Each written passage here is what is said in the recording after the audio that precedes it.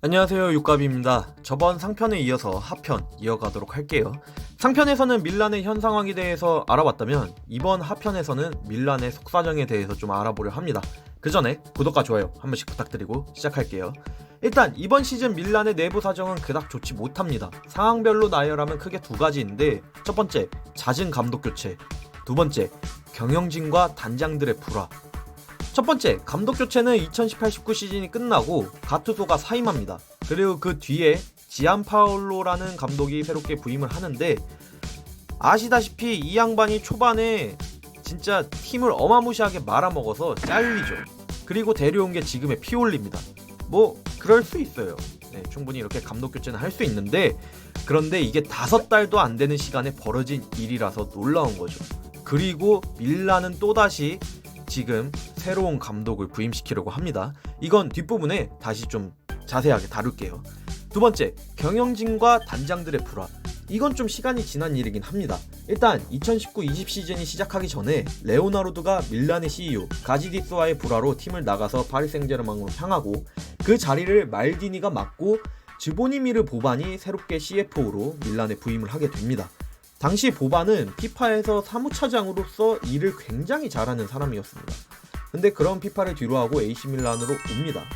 보반도 90년대 AC밀란의 전성기 멤버이기도 했고, 피파에서도 일을 굉장히 잘했다고 평가를 받아서 오래 갈 줄 알았는데, 2020년 3월 8일 한 시즌도 채우지 못하고 밀란에서 해고가 됩니다.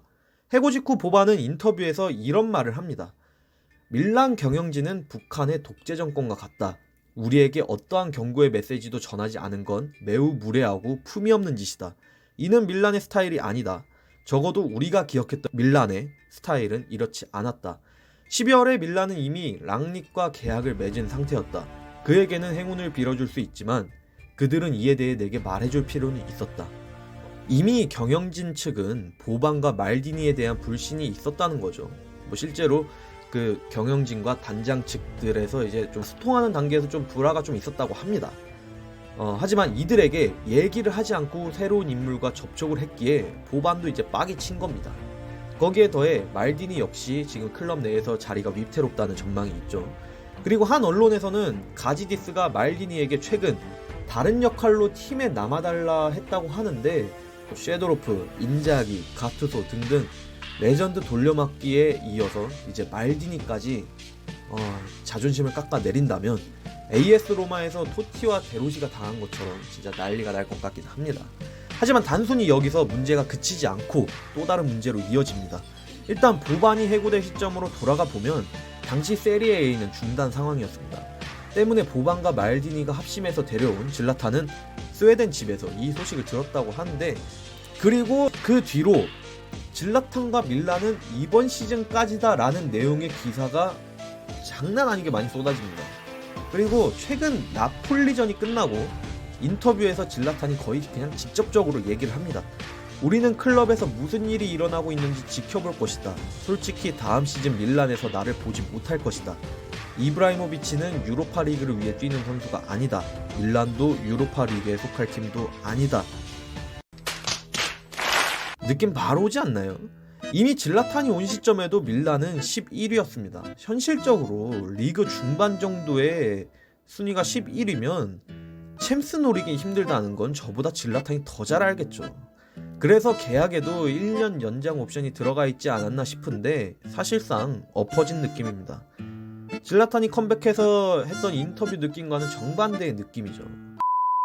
자, 그럼 이제 경영진과 단장 측들의 불화를 야기한 이유였던 랑닉 섬유 사건의 랑닉을 간단하게만 알아봅시다. 일단 독일 내에서는 축구 교수라는 별명이 있다고 합니다. 전술을 짜내는 능력이 상당하다는 평가를 받는데, 더 신기한 점은 단장과 감독을 겸임한 이력입니다. 일단 단장으로는 레드불 산하 축구팀, 그러니까 우리에게 친숙한 짤츠부르크, 그 다음에 라이프치 등등 팀의 총괄 디렉터로서 일을 해왔습니다. 그리고 감독으로는 지금의 라이프치히를 분데스리가에 올려놓았고, 니겔스만 감독이 오기 전 시즌에 3위로 챔스 티켓까지 따다줬습니다. 그런데 진짜 너무나도 탐나는 능력은 단장으로서 선수 보는 눈이 기가 막힙니다. 대표로 몇 명만 얘기하자면 티모 베르너, 우파메카노, 나비 케이타, 조슈아 키미미 등등 대박입니다. 그래서 밀란에서도 랑닉을 데려오기 위해 내민 조건 중 하나가 바로 정권을 다 주는 조건이라고 합니다. 즉 단장과 감독 역할을 랑닉이 둘 다 하겠다는 말이죠. 저 개인적으로는 랑닉 오는 것을 찬성합니다. 하지만 방법이 잘못되었다 이거죠. 보반도 밀란 내에서는 레전드입니다. 말디니야 뭐 말할 필요도 없죠. 집안 자체가 AC 밀란인데. 하지만 이놈의 구단은 레전드 대우가 개판입니다 진짜. 성적이야 뭐 요즘은 상승세이지만 아직 내부는 상당히 복잡한 정치판으로밖에 안 보입니다. 일단 그래도 다음 시즌 유로파는 나갈 수 있게 남은 경기는 좀 잘해서 6위까지 어떻게 좀 지켰으면 좋겠는데, 사실 이번 시즌 시작하기 전에도 여기가 AC 밀란이 FFP 룰 어겨서 유로파 출전 못한다고 입뱀 먹었는데 진짜 챔스는 못 나가도 진짜 유로파는 따야 되지 않을까요? 따야지. 영상은 여기까지입니다. 사실 다룰 내용이 좀 많았어요. 그래서 한번 만들었다가 이렇게 좀 제가 마음에 안 드는 부분이나 이런 걸 편집하다 보니 그냥 영상을 다시 업고 다시 만드느라 시간이 좀 걸렸습니다. 랑닉과 밀란의 이적설에 대해서는 랑닉의 오피셜이 뜨거나 아니면 이번 시즌이 끝나면 제대로 다뤄보겠습니다. 구독과 좋아요, 댓글 부탁드릴게요. 긴 영상 봐주셔서 감사합니다. 끝!